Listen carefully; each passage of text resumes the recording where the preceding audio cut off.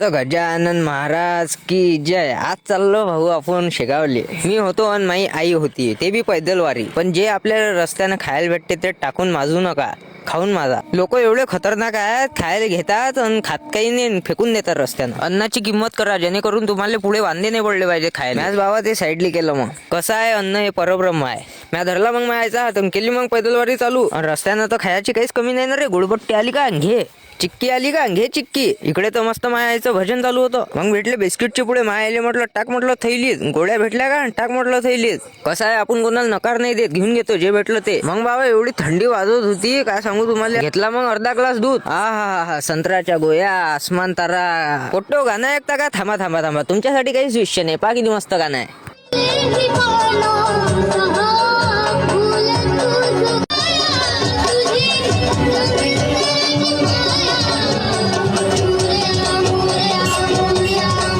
अरे हुट, मी आलो तर भजे खतम. अरे बा, मला भजे पाहिजेच होते ना. किती दूर वास येत होता या भजेचा. माझ्यासाठी पुढच्या वर्षी अलग प्लेट काढा. गणपती बाप्पा मोरया. पोचलो मग काय गावात. आम्हाला इथं थांबायचं नव्हतं, आम्हाला पुढे जायचं होतं. लवकर शेगावात पोचायचं होतं, दर्शन घ्यायचं होतं. बोला गुणवंत महाराज की जय. शेगाव अजून 13 किलोमीटर बाकी होतं, मी तर खलास झालतो. सोपं नाही व माय, गजान महाराज असेच नाहीत भेटत. आलो मग कसुऱ्याच्या मंदिरात. म्या म्हटलं आता एक झोप तर पाहिजे तर आपल्याला. इथं जर गादी असती ना, लय स्मॉल झाला असता. माई आई म्हणते गादीवाले चुपचाप झोप म्हणते, नाही तर होय सर का. मग तुमचा भाऊ बी काही कमी नाही ना, दुसऱ्याच्याच वाकाईवर दिलं ताणून. काय करता मग, परिस्थिती पाहून वेळ लावा लागते तेवढा. अरे झोपलो का रे बा मी. अरे बापा रे, इकडे तर नागझरी दिव्यानं पावन झाली. मजाक नाही, एवढा मस्त माहोल सीन होता. पण आपल्या मोबाईलच्या क्वालिटीच्या आहे. मी काय म्हणतो, तुम्ही 500 फॉलोअर कम्प्लीट करा, आपल्या मोबाईलची क्वालिटी वाढून दे. अरे खतरनाक ओम्या भेटला मले. संत नगरी मध्ये आपलं स्वागत आहे हे बोर्ड पाहून मला लय आनंद झाला. काऊन की माझ्यानं चालल्याच नाही जाणार वा. आम्ही करेक्ट 4:30 वाजता शेगावात पोहोचलो. एवढं मस्त मंदिर सजवलेलं होतं. मस्त मस्त मस्त. हे पा आपले डिझाईन बास पाय पुरे चालू धुळला बसला,